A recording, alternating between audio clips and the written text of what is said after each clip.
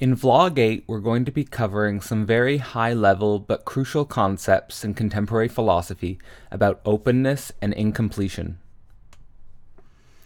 When we think about philosophy and its search for reality and its search for truth in its highest and purest form, we often encounter ideas in both the materialist and the idealist form of a reality and a truth in its highest form, which is closed and complete.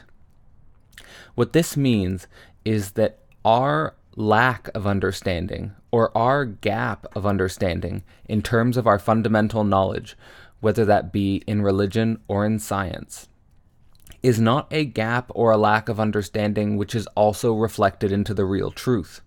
The real truth is in itself closed and complete, or at least the assumption in many traditions posits this idea. From this, we may say, traditional approach to the highest reality and the highest truth, we get this type of cognitive structure of an asymptotic approach to reality. In other words, we are on some sort of pathway to the real truth which is in itself complete and closed, and we just have to deploy our knowledge structures to reach it. You may think of it as a type of light at the end of a tunnel.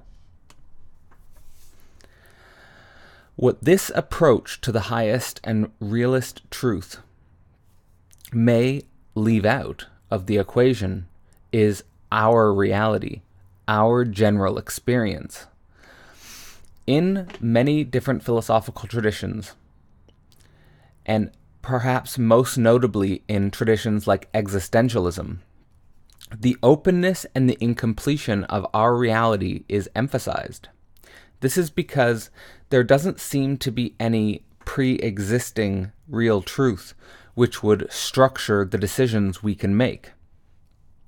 The decisions we can make, at least to our intuition and at least to our most intimate experiences, seem to be ones in which we can freely determine. This opens up the possibility, from a more modern cognitivist perspective, that our decisions and our conscious experiences are a part of the real truth's becoming.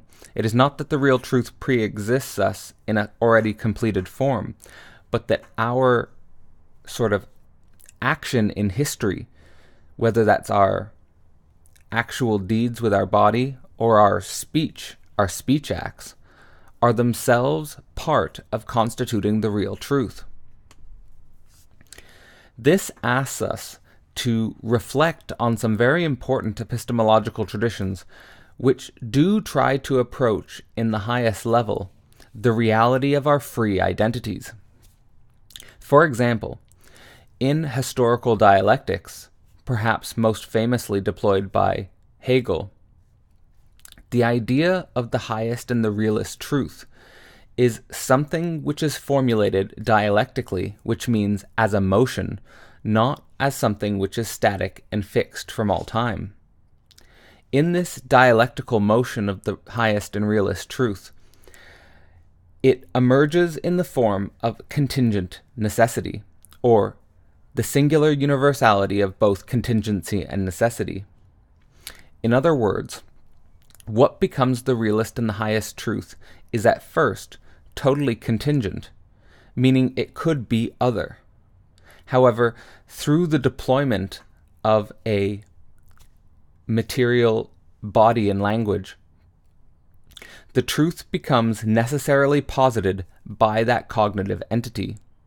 One may think about one's most intimate relationships or one's most intimate beliefs. Many times, these most intimate relationships and these most intimate beliefs are in themselves contingent. They could have been otherwise, but they become necessary throughout the course of an individual's lifetime. Another important knowledge tradition which emphasizes in the highest way the reality of free identities is psychoanalysis. For psychoanalysis, the location of the dream itself, the location of the fact that we have visions and images which appear to us in certain forms which can structure our action, is proof that reality in itself is open and incomplete, and not just that our knowledge is open and incomplete, but rather that knowledge and reality are both, in some sense, in an entangled indeterminacy, that there is a void in being where images and dreams appear to us. Far from leading to a situation where we can be, in some sense, absolved of responsibility for our action, both the historical dialectic and psychoanalytic inquiry leave us with a very heavy conclusion, which is that we are responsible for immanent necessity. In other words, we are responsible for filling the hole in being. Our action in terms of what we do and our speech in terms of what we say is the only guarantee of the highest reality and the highest truth. It doesn't already exist. The work is up to us. This leads to a huge perspective shift. When we switch from thinking that the real truth is already closed and complete and we only need to reflect or mirror it, and instead shift to the position that it's up to us, how can we make sense of widely spread psychosocial phenomena in our realm? It's not that we have to continually reenact the old traditions as they were, as if we are reflecting some already closed thing. There's openness, there's incompletion. We can play around with what we consider religion, what we consider sport, what we consider the best music, or any other psychosocial phenomena. But nonetheless, it depends on us. And here we get a philosophical opportunity to study the structure of the real truth. In all psychosocial phenomena throughout history, is there a structure to the patterns and a universal structure to the patterns of these movements, these social forces, which would give us a clue to how the real truth is operating in relationship to our cognition, entangled with our cognition? This is an extraordinarily interesting question, and one that needs a lot of philosophical attention. What one who studies this would essentially be approaching is an understanding of universality which is not some sort of pre-existing matrix, either in a scientific materialist frame or a religious transcendental frame, but rather a universality which tries to approach the real truth of self-becoming.